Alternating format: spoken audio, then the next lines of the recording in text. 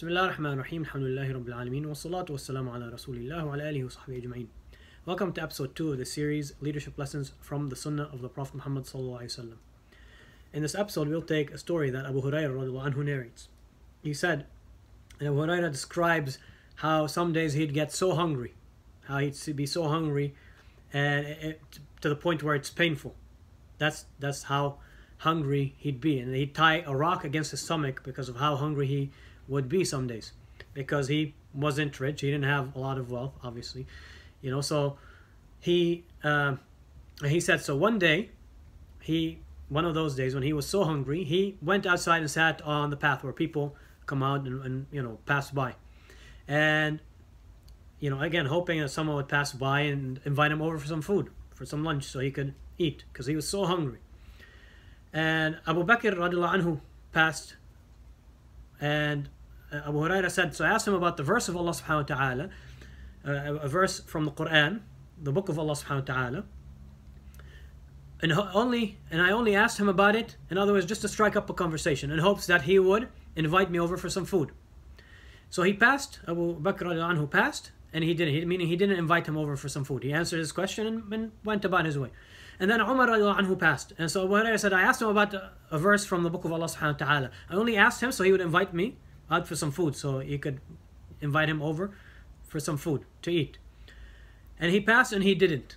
Again, he answered his question and he went about his way. Again, Abu Hurairah shows us that he didn't want to beg. He wasn't out there begging, but at the same time he was so hungry, he was hoping someone would invite him over to their house for them food, for some food, for lunch. And then the Prophet ﷺ passed. And when he saw Abu Hurairah, he smiled, because he knew why he was there. He knew that he was hungry, he was there hoping someone would invite him over for some food. So the Prophet ﷺ, when he saw him, without Abu Hurairah having to say anything, the Prophet ﷺ, when he saw him, he knew why he was there, and he smiled. And he invited him over. He took him over with him to his house, and they asked for permission and went in. And when they went inside the Prophet ﷺ's house, the Prophet ﷺ found a cup of milk. And so he asked, where did this cup of milk come from? And so he was told, so-and-so gave it to you as a gift. And the Prophet ﷺ, as Abu Hurairah explains in this story, anytime someone gives something to the Prophet ﷺ as a gift, he would take some of it and then send some of it to give in charity to those who are needy. People from Ahl Suffah, that group of people who were so needy and destitute and poor that they didn't have a place to stay, they didn't have any family, they didn't have any wealth, they really were needy.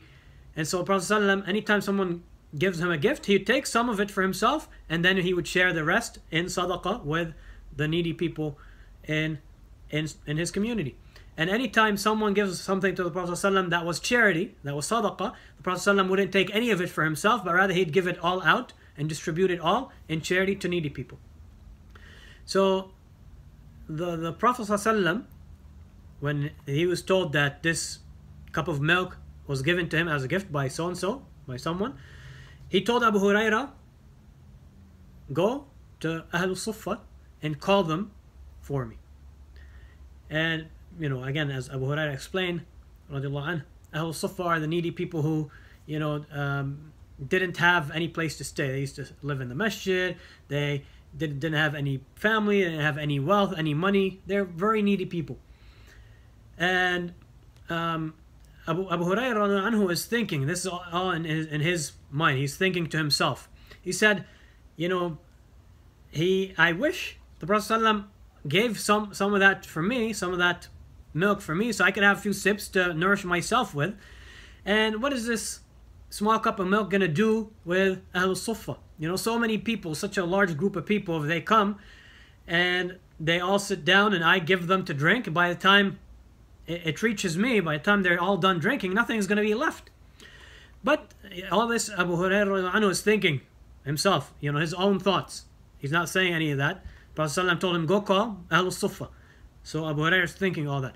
But then Abu Hurairah is thinking, he said, but there's no way around it except to obey Allah and His Messenger sallallahu alaihi wasallam. When Allah subhanahu wa ta'ala commands us something, or the Prophet ﷺ commands us something, there's no way around it. We have to do it. As believers, we have to submit to Allah. We have to do what Allah and the Prophet ﷺ command us to do. So he went and called them.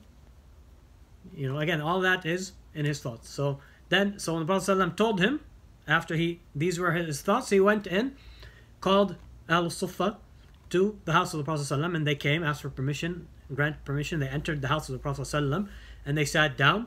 And then the Prophet ﷺ gave the cup of milk to Abu Hurairah and said, "Go ahead, give it to them." And Abu Hurairah would go. He gave it to the first person, who drank his fill, and gave it back to Abu Hurairah. Gave back the cup of milk to Abu Hurairah, and Abu Hurairah gave it to the second person, and the second person drank his fill from that cup of milk and gave it back to Abu Hurairah, so on and so forth, until all of them have drank their fill from that cup of milk.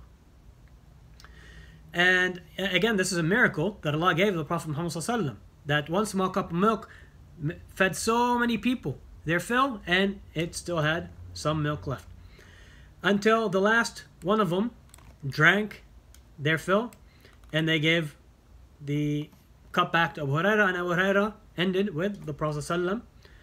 And so the Prophet ﷺ took the cup and put it on his hand and looked at Abu Hurairah and smiled. He said, "There's only me and you left, oh Abu Hurairah, there's only me and you left." So Abu Hurairah said, "Sadaqta ya Rasulullah, you've told the truth, O Messenger of Allah. It's just me and you." So the Prophet ﷺ said, "Sit down and drink." So Abu Hurairah sat down, and he drank. And the Prophet ﷺ said, "Drink some more," and he drank some more. And the Prophet ﷺ said, "Drink some more," and he drank some more. The Prophet ﷺ said, "Drink some more." He kept saying drink until Abu Hurairah said, "No, by Allah, there's no more room for it. There's no more space. There's no more room for it. I can't drink anymore." In other words, I can't drink anymore. I'm completely full. He was completely hungry, subhanAllah, to the point where his stomach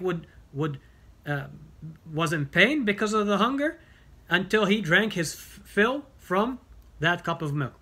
So then the Prophet ﷺ said, "Let me see." He took the cup, praised Allah, and thanked him, and then mentioned the name of Allah, said Bismillah, and drank the rest.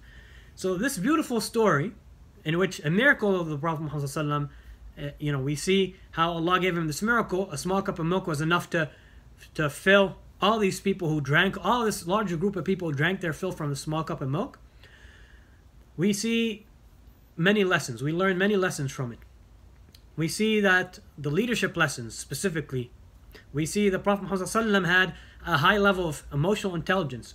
He knew when he saw Abu Hurairah that he was hungry without Abu Hurairah saying anything. When he saw him, he smiled because he knew he was there, because he's hungry.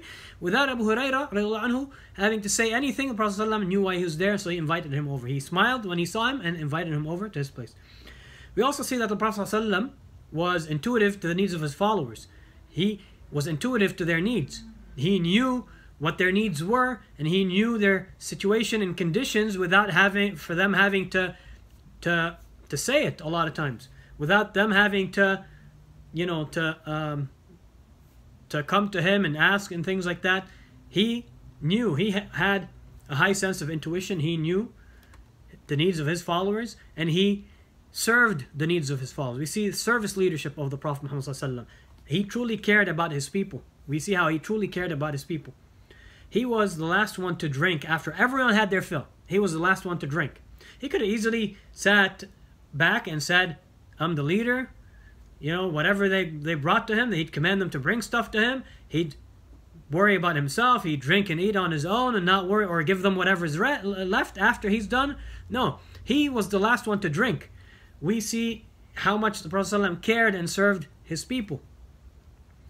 And subhanAllah, it's interesting. That's the nice thing about the Sunnah of the Prophet ﷺ, that I want us to extract these practical lessons from it regarding leadership. Some of you might have heard, there's this author called Simon Sinek who authored a book called Leaders Eat Last. Now, I haven't read the book, so I don't know how good or not it is, but the fact that the title is called Leaders Eat Last struck me. It was interesting to me, because here we have an example from the Sunnah of the Prophet Muhammad ﷺ from over 1400 years ago, in which the Prophet ﷺ was the last one to eat. So it's very simple for us as Muslims, as believers, having the Prophet ﷺ as our role model and as the best of examples in every single aspect of our life, including leadership, to just look at his example and extract these leaders. That's why I love the Sunnah of the Prophet ﷺ, because we can extract these practical things. without going into all the theory and everything. Very simple. If you want to be a better leader tomorrow, be the last one to eat. Make sure that you serve all your followers, all the people you're entrusted with, and be the last one to eat. So many things we learn from this story in terms of leadership lessons. Inshallah ta'ala, may Allah help us benefit from these lessons. Barakallahu feekum, jazakumullah khaira, wassalamu alaikum wa rahmatullahi wa barakatuh.